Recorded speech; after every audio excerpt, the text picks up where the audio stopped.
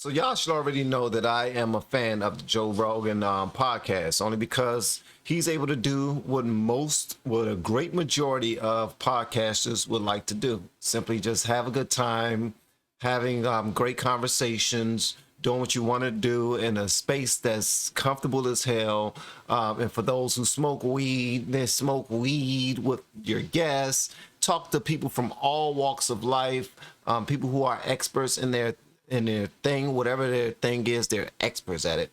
And he's here right now to talk about how Trump predicted all of Biden's fails. Every single last thing that Biden was going to do wrong, Trump said that it was going to happen. All right, so that's what we're about to check out right now. But one question I have for Joe Rogan is, bro, clearly, you don't have no issues with Trump. You don't have any issues with Trump whatsoever.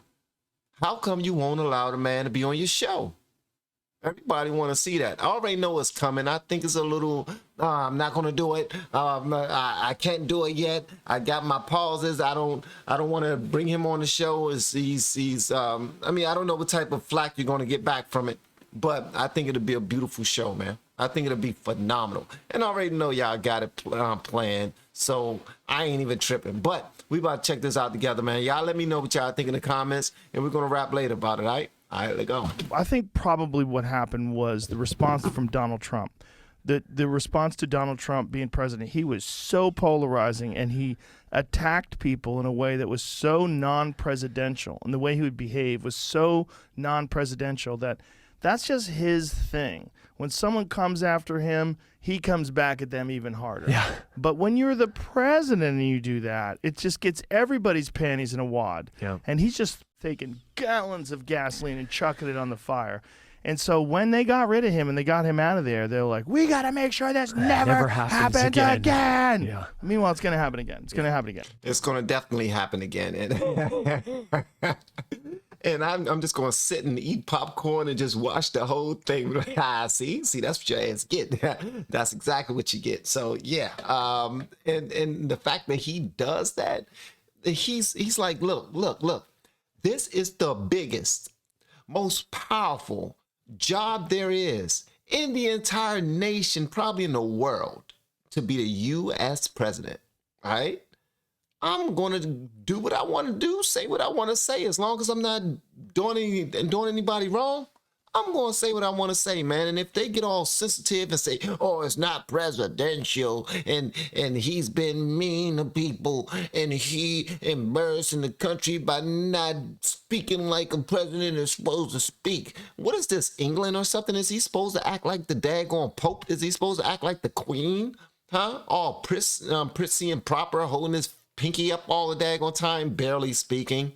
Is that what he's supposed to do? Man, people are crazy. All right, let's go. He's coming back. He might even win. But this polarization has like hardened them. The thing with Trump, because of Trump's behavior and the way he communicates, which I just think is a terrible way to communicate as a president. But if you're his supporter, you love it. You're like, yeah, stick it to him. Finally, someone sticks up for us. And so it's like, yeah, I get your feelings. I understand why you would love that. And I understand that he's right about many things. There's a crazy video that's out there that shows all the things that Donald Trump predicted if Joe Biden gets in office and how all of them have taken place. Have you seen that video? No. I'm going to send it to Jamie because it's... Here we go. And this is the one thing that I really love about his podcast, because he'll speak about it, just having regular conversation, Nothing about the podcast, most of the things about the podcast aren't planned. It's like whatever happens organically. Like the gentleman that he's speaking to, I don't even know who he's talking to, but the gentleman he's speaking to was not aware of that video. He said, you know what, let me go ahead and send this to my daggone producer right quick. Let me go ahead and text it to my producer so they can put it up there so you and I can watch it. And he does this right off the fly, man. I absolutely love that. This is what people dream of doing, man. Podcasting is the new thing. Only because, well, most people would want to do it because they're just lazy asses and they just want to do what they want to do and be paid for it. Okay, ain't nothing wrong with wanting to do what you want to do and be paid for it, as long as you do the groundwork and learn how to do it so you can do it properly and understand that it's not about you, it's about your customers and your clients and your supporters at the end of the day. So, but check this out, man. so wild It's so wild. You watch it play out, and you're like, holy. Yeah. Because it's so crazy that it's that blatant that like you would think like, wait a minute, is this theatrical? I mean, this is crazy. But at a point Who is that guy? You know, nearly 50-50 split down the middle.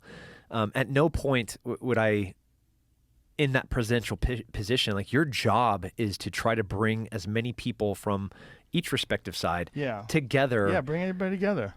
That not his approach? No, that's why it's so not. It's not how a leader behaves. Like he's got a huge ego, and that's what's led him to this amazing amount of success that he's had. But that huge ego, once he gets into a position of power, here, play this from the beginning and give me some volume.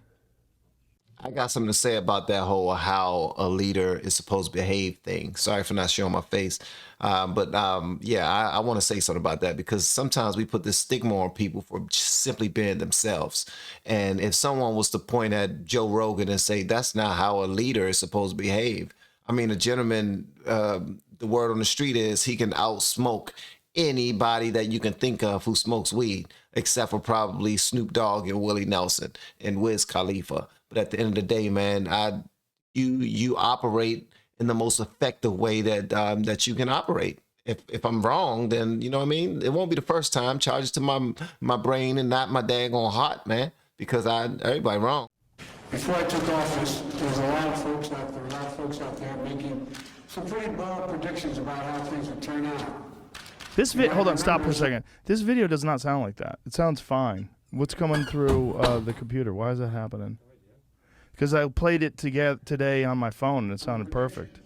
They're coming for your guns, they're coming for your jobs, and they're coming for your freedom. They hate American energy, and Joe Biden will shut it all down. He's going to.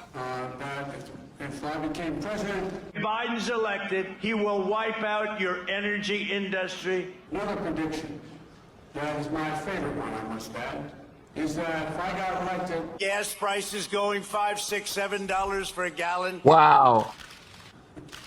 Flood your communities with. Hold on, did y'all see the video of Joe Biden when he said that part right there? They zoomed in on Joe Biden's face, and he had this smirk on his face, like like I can't believe he didn't pick that part out of my video, man. But every single thing that they named so far has happened. Y'all know it's happened, man. And if you're a fan of his, then you win some, you lose some. For a gallon. Look at his face.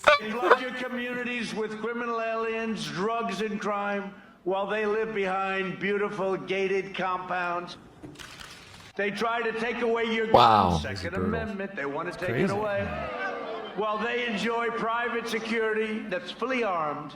I never understood that one. To spend trillions of dollars rebuilding foreign nations, fighting foreign wars, and defending foreign borders. For all those predictions of doom and gloom 6 months in, here's where we stand. Do you want to use the word recession or depression? Think of the single Wow.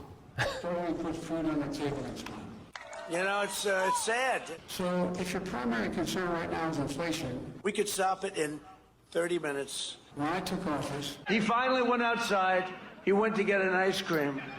I say you're not doing a very good job. This 'Cause was he can't campaigning take any questions pre-election? now from the press. Crazy. Yeah. Wow. It was him campaigning pre-election and what is actually taking place. before I took office, It's just Uncomfortable. it's wild. And what's interesting is Wow. even CNN is starting to push back against it. Like Don Lemon was interviewing the woman who is the new press secretary for the White House. Yeah. And he was asking, is Joe Biden going to be fit for 2024? And she's like, he's fine. He's great. Like, what are you talking about? And you're watching him. Is he though? Going, what the f are you talking about? Exactly. Definitely not. That's not true. Like, you know that's not true. Like, you're gaslighting us. Yeah, I saw Ocasio-Cortez asked if she would support the president in a 2024 run, and she's like, Let's she talk laughed about the it issues off. that we're trying to fix right now. Exactly. And they're like, Yeah. so would you support the president? You didn't answer me. That's what the journalist asked her, and she's like, you know, we have issues right now that we need to address first. Yeah, she pretty much ignored everything and tried to move on to the next question, and she's trying to move on to the next point because she didn't want to be held on record. Because if you're on video, that's record too. You don't have to always be voting for something. If you're on video saying something and they asked you point blank, are you going to support Joe Biden next if he runs next term? You're like, you know, and how about the Orioles? They doing well, aren't they? I think they're on like a 7-game winning streak right now. Yeah, check them out. They're good. They're good. What about LeBron? Huh? Or they not? They got kicked. They not playing? Oh, let's talk about something else. Anything. I don't care what we gonna talk about. I don't care. Let's not talk about anything that's gonna get me tied in to saying something that I'm gonna have to backstep, because I know, like when it comes back up 2024. Nah, I won't be supporting that gentleman at all. And you're going to hear everything I got to say when it happens. I think Trump's arrogance came off of him actually having good people on his team that knew what was going to happen. Simple and plain. And usually the people who are the best on the team, they are the most arrogant. Yeah, they show a little humility. They hug babies. They hug people and kiss babies and say thank you and seem so graceful with it and everything. But they know how great they are. They know how great everybody show their, not arrogance, but if you want to call it arrogance, call it whatever you want. Call it whatever you want. If you know you're a winner and you know that the people that you ran against or who you running against, who are extremely disrespectful, extremely mean, extremely dismissive of all of the things that you've mentioned that are real things, and you know that things are going to implode, bruh, then what else can you say? Because if your expertise is money and your expertise is having people on your team, you have people on your team whose jobs are to read the market. Of course you're going to know where things are going. If you know people's policies and you know whose pockets they are in, and you know what type of moves they're going to make on the chessboard, then 9 times out of 10, your people will be able to tell you, yo, this is not going to be good. It's not going to be good. If they become, it's not going to be good. And then look at everything. Every single thing that he said has happened. Everything. And if you're a fan of Biden, please feel free to let me know what has not happened. I mean, listen, I can care less about either side, be honest with you. I'm all about truth. I'm all about everybody being shown some love, being able to have rights and freedom to do exactly what we're supposed to have, be able to do as Americans, period. So I'm not one of them people that's just going to ride for one side simply because I like that side. But Joe Rogan, I'm not going to let you off the hook either, bro, because I need for you to decide whether or not you're going to let Trump be on your show, because people want to see that. And Joe don't have to answer to anybody. Everybody know that. He's the biggest podcaster on Spotify, probably the biggest podcast on YouTube. Don't know. Honestly, don't care. I'm not tied to him in any way, shape, or form. I think the people want to see something that will happen, but for some strange reason, he's saying it's never going to happen. So I don't know. But y'all tell me about whatever y'all want me to know in the comments below. And if you have yet to hit that subscribe button, please make sure you do so on your way out the door. Once again, guys, I'm Van, and now we are all the LFR family, and I look forward to seeing you on the next video, hopefully inside the Patreon as well. Y'all have been amazing per usual, man. Love y'all.